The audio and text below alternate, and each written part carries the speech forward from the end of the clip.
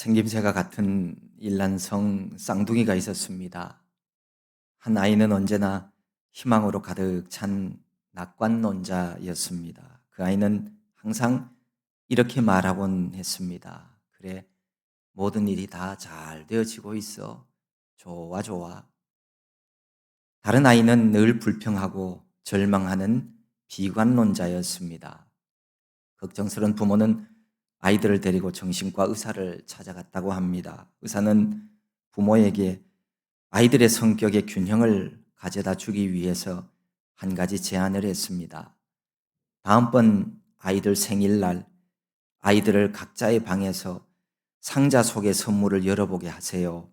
비관적인 아이에게는 최고의 선물을 사주고 낙관적인 아이 선물 상자에는 걸음을 넣어 주십시오.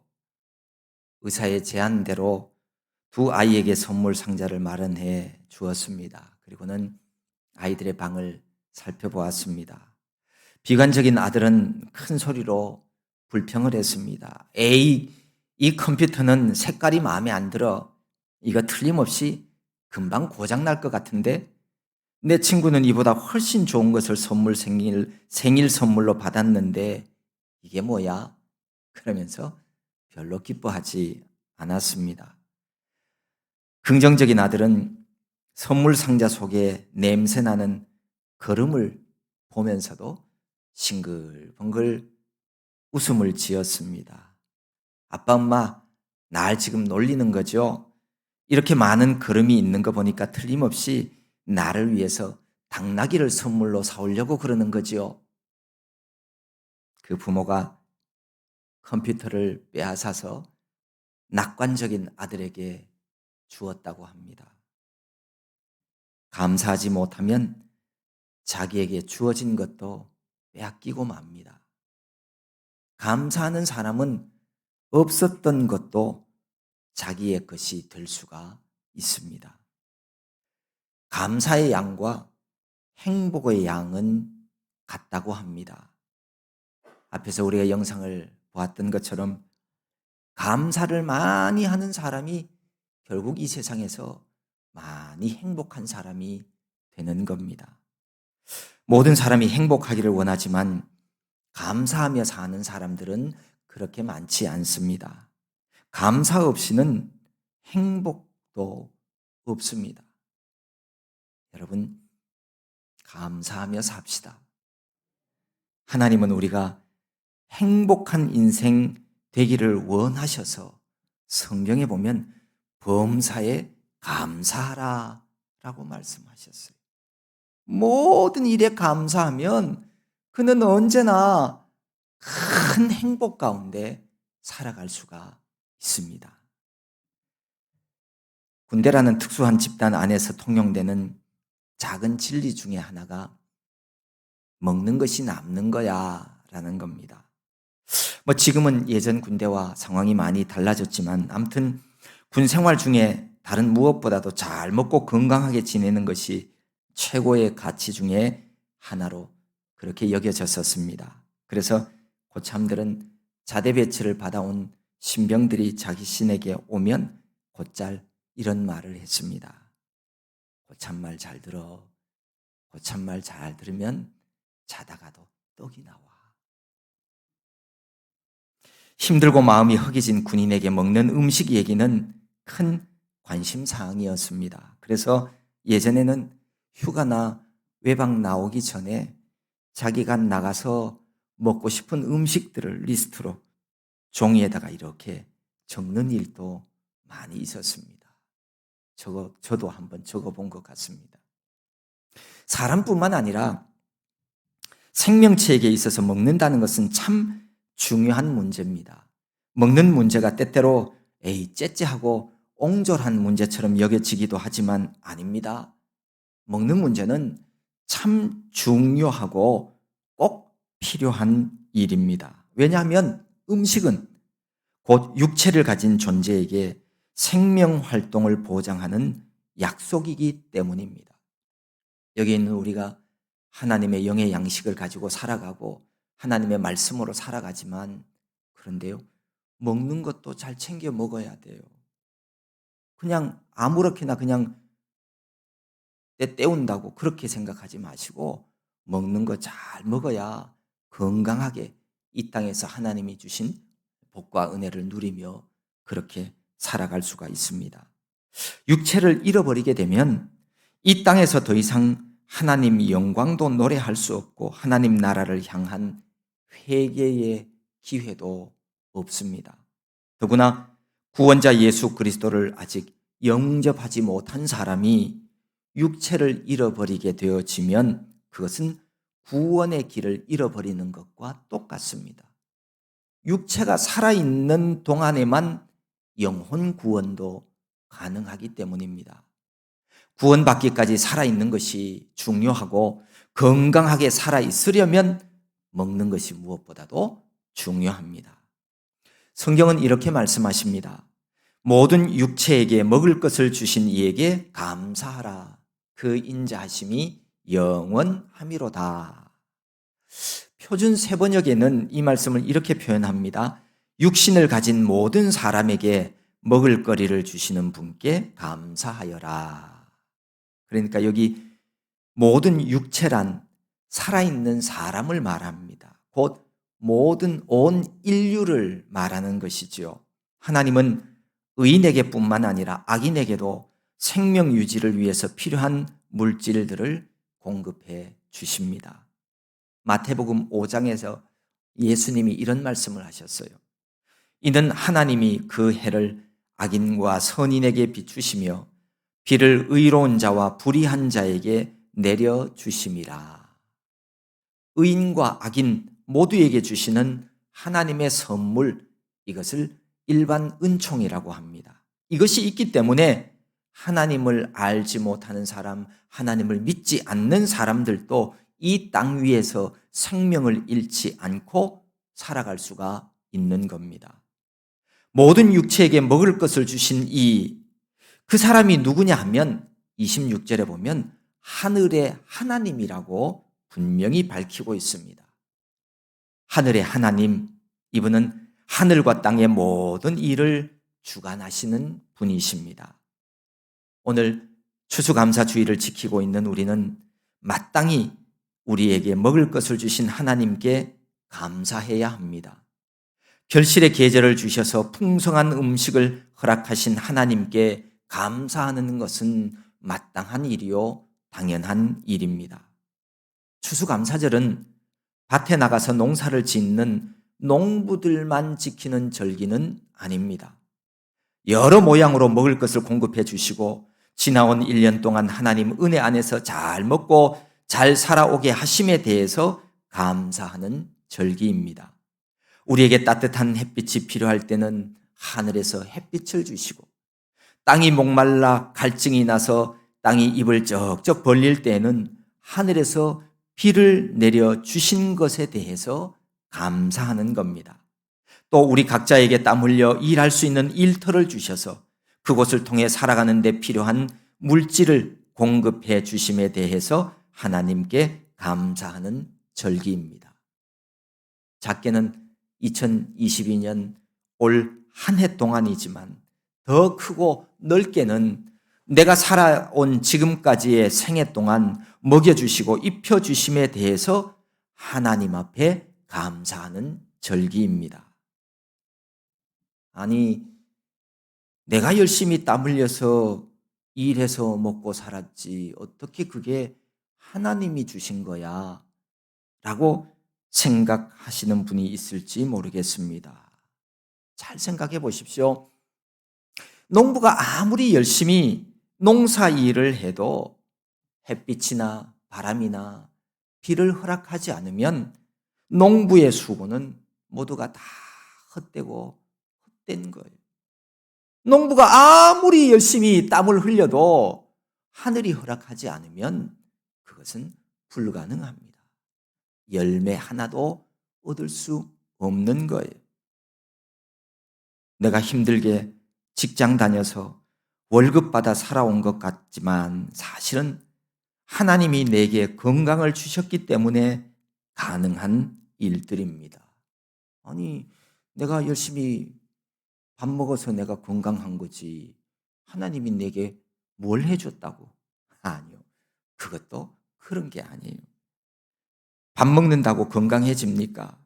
아무리 많은 음식을 먹고 영양가 있는 음식을 먹었다 하더라도 그게 꼭 건강과 직결되는 건 아니에요. 많은 재산이 있고 많은 명예가 있고 인기를 누리는 사람, 그 사람들이 먹을 게 없어서 병원에 누워 있습니까? 아니에요. 그렇지 않습니다. 내가 아무리 좋은 것을 많이 먹어도 건강하게 해주시는 하나님이 내 육체의 건강을 허락해 주지 않으면 아무것도 안 되는 겁니다. 오늘 예배하는 우리들은 아침 잠자리에서 일어나 이곳에 왔지만 오늘을 당연한 하루로 여기지는 마십시오. 당연한 것이란 없습니다. 오늘 하루를 당연한 것으로 여기지 말고 오늘 하루도 오늘 하루를 주신 하나님 앞에 감사해야 하는 겁니다.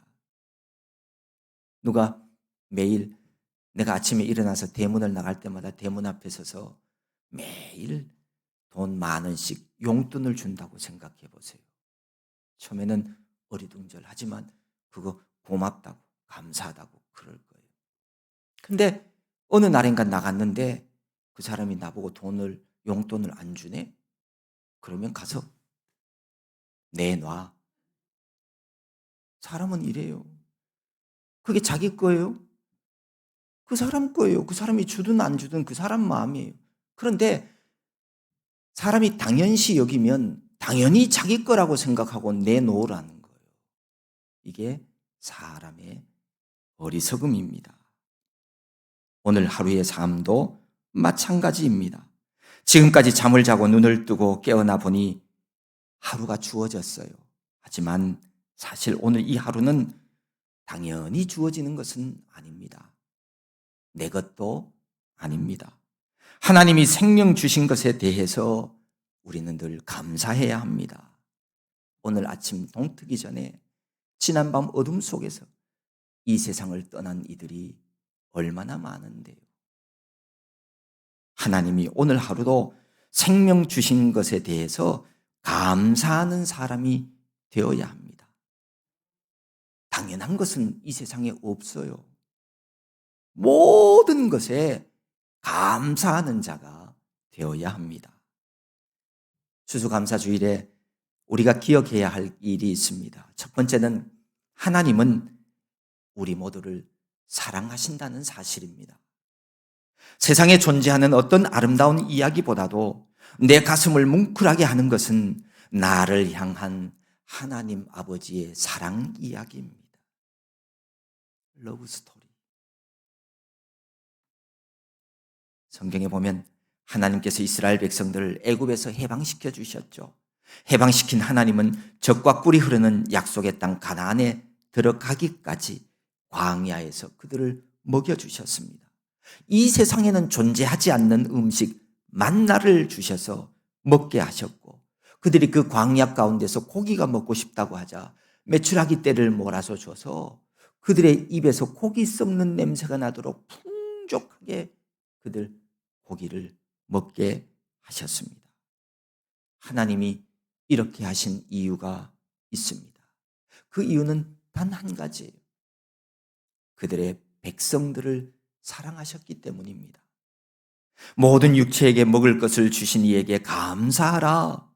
그 인자하심이 영원함이로다라고 하는 이 말씀에 그 뒤에 있는 그 인자하심이 영원함이로다라고 하는 이 말씀은요. 영어 성경에서 이렇게 표현되어 있어요. His love is eternal. 그의 사랑은 영원하다.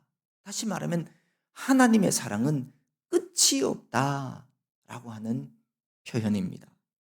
불편하고 힘들 때마다 하나님을 원망하고 우상을 만들어 이것이 우리들의 신이라고 하면서 하나님을 배반할 때에도 변함없이 그들을 품에 품으셨던 하나님, 마음이 교만하여 하나님이 어디 있느냐고 욕하고 조롱하고 삶 속에서 하나님의 존재를 잊어 살아가며 감사하지 못해도 그래도 변함없이 우리를 책임져 주시는 하나님, 이것이 바로 하나님의 사랑입니다.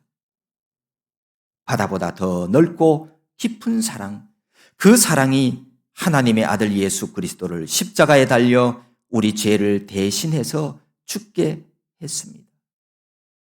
그분이 내 대신 돌아가심으로 말미암아 우리 모두가 다 새 생명을 얻었습니다. 어린 아이들은요, 과자를 이렇게 주면 그 과자를 보고 좋아서 희죽희죽거리고 감사합니다. 그런데 성숙한 사람은요, 그 과자가 문제가 아니라 그 과자를 주는 그 사람의 마음을 보고 감사하는 거예요. 주는 선물이 대단하지 않아도 따뜻한 마음이 전달되면 그렇게 고마울 수가 없습니다. 좀 비싼 걸 주더라도요, 마음과 성의 없이 전달해 주면 도리어 기분 나빠합니다. 아니, 비싼 거라 할지라도 집어 던집니다. 왜? 거긴 사랑이 없기 때문입니다. 무엇이든 거기에 사랑하는 마음이 담겨 있는 것이 중요합니다. 우리가 하나님께 감사해야 하는 이유는 단순하게 먹을 것을 주어서가 아니라 그보다 더 근본적인 하나님 아버지의 우리를 향한 사랑 때문입니다. 우리를 사랑하시는 분이 주신 것이기에 더 감사합니다. 아이들이 부르는 찬양 중에 이런 노래가 있었습니다. 오이밭에 오이가 길쭉 길쭉 혼자 자라났을까? 아니죠. 위에 계신 하나님이 길러주셨죠. 그래요. 우리를 사랑하신 하나님께서 그 오이 하나, 쌀 한 톨 다 자라게 해주셨습니다. 내가 애쓰고 땀 흘린 열매가 아니라 하나님 사랑이 그 열매를 맺게 해주신 거예요. 그러므로 우리 모두는 풍성한 이 가을에 먹음직스러운 열매만을 보지 말고 우리에게 식물을 주시고 먹을 것을 주시는 하나님의 사랑을 발견할 수 있어야 합니다. 그리고 뜨거운 가슴으로 내 삶의 주인 되신 아버지 하나님께 받은 은혜대로 감사하는 그런 자녀들 되기를 바랍니다. 두 번째로는요, 사람이 하나님께 영광 돌리는 최고의 행위는 감사하는 일이라고 하는 사실, 이거 우리가 추수감사절에 꼭 기억해야 합니다. 구약성경 이사야 43장에서 이렇게 말씀하시죠. 이 백성은 내가 나를 위하여 지었나니 나의 찬송을 부르게 하려 함이니라.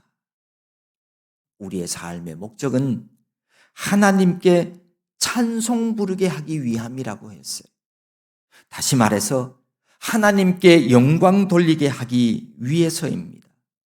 이 세상에 태어나서 하나님을 모르고 하나님을 찬송하지 않는 인생은 의미 없습니다. 하나님께 영광 돌리는 최고의 행위가 감사입니다. 하나님께 감사하는 마음 없이 하나님을 찬송하고 영광 돌린다? 그런 거는 없어요. 만물의 주인 되시고 섭리하시는 하나님께 감사하는 마음을 가지고 살아보십시오. 그러면요, 억만금을 주고도 살 수 없는 하나님의 은혜와 하늘의 복을 맛볼 수 있을 것입니다.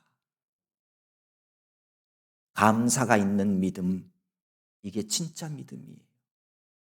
하나님께 감사하는 것이 믿음이요, 감사하는 삶 자체가 하나님 앞에 영광 돌리는 신앙생활입니다.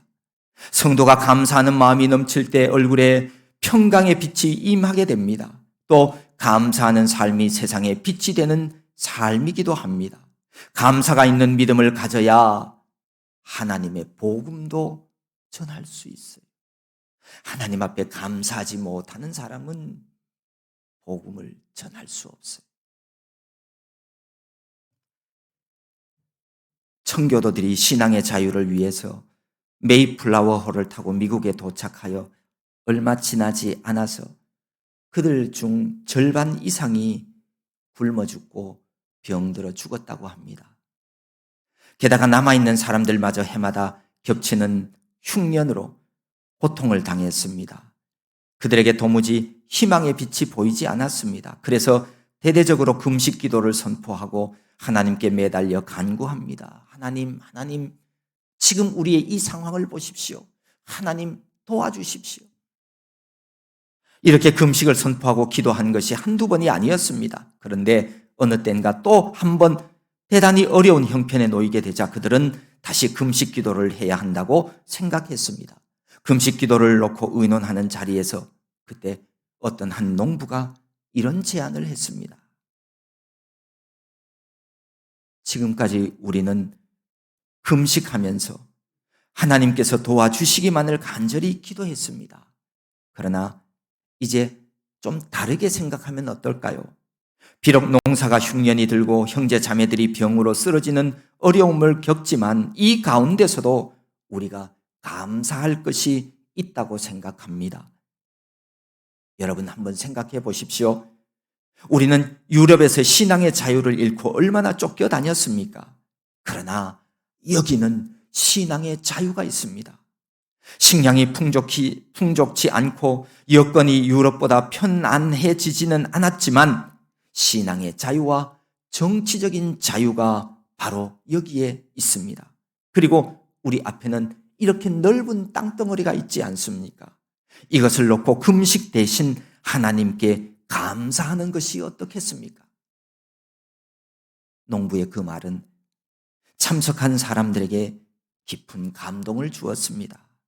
그래서 금식기도 주간을 선포하는 대신에 감사 주간을 선포하고 하나님 앞에서 감사한 것이 오늘 감사주일의 기본 동기가 되었다고 합니다.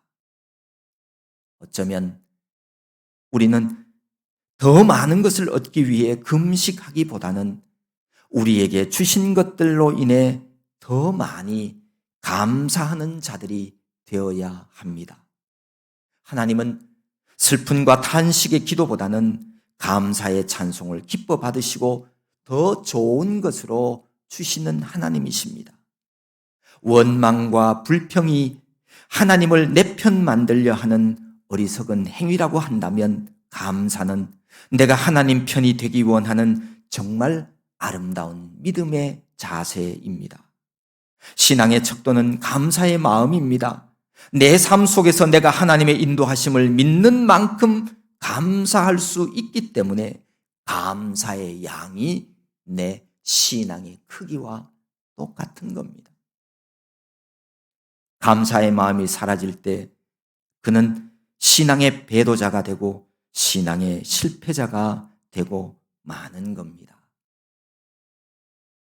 시편 50편에서 주님은 이렇게 말씀합니다. 감사로 제사를 드리는 자가 나를 영화롭게 하나니 그의 행위를 옳게 하는 자에게 내가 하나님의 구원을 보이리라. 하나님 자녀된 우리가 아버지께 드릴 수 있는 최고의 선물, 그 감사가 주님을 영화롭게 합니다. 올 한 해를 살아오는 동안 너무 바빠서 하나님 은혜를 생각하지 못했다면 지금이라도 감사로 예배하는 자가 되십시오. 하나님께 감사하고 하나님께 찬양하는 것, 이것보다 더 값진 것은 없습니다. 내가 얻은 구원이 얼마나 값진 것인지를 깨달으며 내 삶의 고비마다 어떤 은혜를 입었는지를 회상하며 감사의 제사를 드리는 하늘 백성 되기를 바랍니다. 하나님을 잘 믿는 어느 할아버지가 있었어요. 이 할아버지의 별명은 감사 할아버지였습니다. 그 이유는 늘 입에서 감사합니다. 감사합니다. 이 말이 끊이지 않았기 때문입니다. 어느 날 할아버지가 고기 한 근을 사가지고 집으로 돌아오는 길에 그만 돌뿌리에 걸려서 넘어지고 말았습니다. 들고 있던 고기가 땅에 떨어져 뒹굴었습니다. 그때 옆에서 개 한 마리가 쏜살같이 달려와서는 그 고기 덩어리를 입에 물고 달아나 버렸어요. 그때 할아버지는 이렇게 말합니다. 감사합니다. 그 광경을 그 앞에서 쳐다보고 있던 청년이 그 할아버지에게 물었어요. 아니 할아버지, 돌뿌리에 걸려서 넘어진 것도 화가 날 텐데 개가 고기를 물고 도망갔는데 어떻게 감사할 수가 있어요? 이 이야기를 들은 할아버지가 일어나서 이제 바지에 묻은 흙을 툭툭 털면서 이렇게 이야기합니다. 이복의 젊은이, 돌뿌리에 걸려 넘어져 비록 고기 한 근을 잃기는 했지만 그래도 넘어지면서 입맛을 잃어버리지는 않았어. 그러니 감사해야지. 우리는 범사에 하나님께 감사해야 합니다. 모든 고난과 역경 속에서도 우리를 보호하고 이끄시는 하나님으로 인해 감사해야 합니다. 내 마음 내 뜻대로 되어지지 않는 일들이 있어도 나를 도우시는 우리 주님이 나와 함께 하십니다. 보혜사 성령님께서 능력 주셔서 최후 승리 얻게 하십니다. 마지막 날까지 넉넉하게 이기게 해 주시겠다고 약속해 주셨습니다. 우리가 예수 십자가 보혈로 영원한 생명을 얻었는데 무엇을 염려하고 근심하며 걱정할 수가 있겠습니까? 아무것도 염려하지 마십시오. 모든 일에 기도와 간구로 구할 것을 감사함으로 하나님께 아뢰십시오. 그러면 모든 지각에 뛰어난 하나님의 평강이 그리스도 예수 안에서 우리의 마음과 생각을 지켜주실 것입니다. 혹시나 내가 처한 어려움으로 인해 지금 불평하고 계신 분이 계십니까? 그래요. 사람은 누구나 이 세상에서 어려움을 만납니다. 그때마다 장애물을 불행으로 여기지 말고 그것을 유익하게 활용해 보십시오. 어떻게 해요? 하나님께 맡기면 됩니다. 내 앞에 놓인 돌덩이를 보고도 어떤 사람은 장애물로 여겨 불평하는가 하면 어떤 사람은 자신의 발전을 위해 한 단계 오르는 디딤돌로 사용하는 사람도 있습니다. 발명가 에디슨은 젊은 날 귀머거리가 되었지만 그는 늘 이렇게 감사했다고 하지요. 참으로 내가 귀머거리 됨을 감사하는 것은 연구에 몰두할 때 잡음이 들리지 않아서 많은 도움이 되었습니다. 라고요. 바람이 불어오는 바다는 때때로 우리에게 두려움과 공포를 주기도 합니다. 하지만 잔잔한 바다에는 돛배가 움직일 수가 없습니다. 앞으로 나갈 수 없습니다. 적당한 바람이 불어야 배는 전진할 수 있습니다. 마찬가지입니다. 우리 인생에도 풍랑 없는 항해는 없습니다. 내 앞에서 출렁이는 바람이 나를 일으켜 세우고 나를 깨어있게 만들고 또 앞으로 나아가게 할 것임을 여러분 믿으시기 바랍니다. 인생의 비바람을 이용할 줄 아는 사람이 그 사람이 하나님을 믿는 믿음의 사람이에요. 왜요? 인생의 비바람도 하나님이 주시기 때문입니다. 스펄전 목사님은 이렇게 얘기합니다.